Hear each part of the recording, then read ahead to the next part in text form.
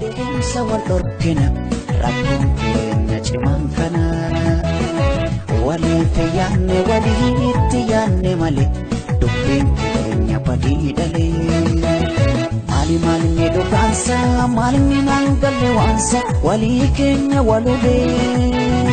fagaannee galma geenye xinnaannee suphateenye maal waliif haasa'nu kara lammii koo wal marara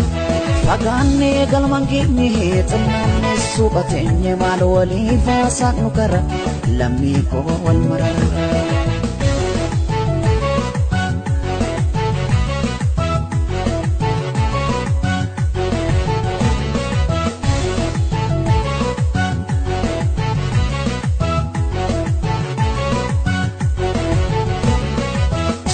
Walgana hundu Kenya dubbi bintolu miraho eddamote Borobite kulkulu Walif kadda farrisa Bari walif jippe Jabaddu tuddomake Kanachime na dhibe Walif faaluuf kana Baanne abjuu fafa Yaada tokko dhabne Akka ilmaan bofa Isa waliif kaane jaalala dheeranna jibbi bu'aan tolu yaada geeddaranna koota waliif kaane jaalala dheeranna jibbi bu'aan tolu gaaritti deemanna.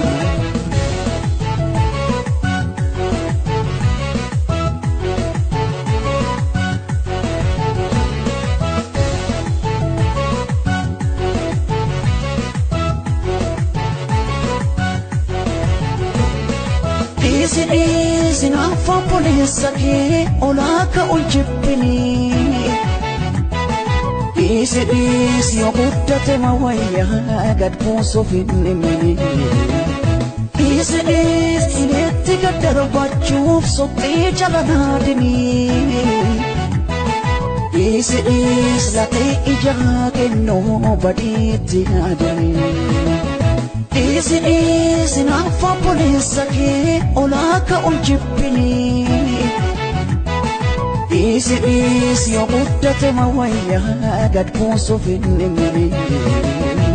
Isin inetti gaddarbachuuf soqii jalanadini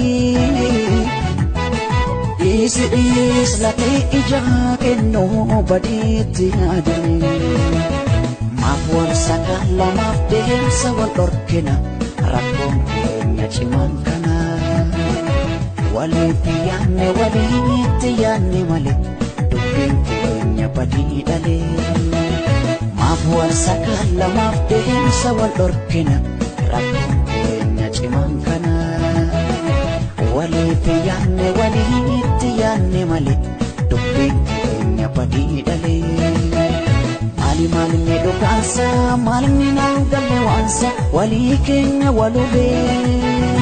fagaannee galma geenye xinnaannee suphateenye maal waliif haasa'nu kara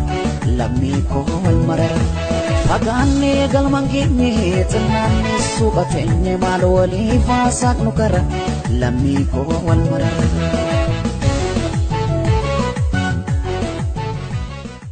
Lamaaf deemsa wal dhorkina rakkoon keenya cimaan kana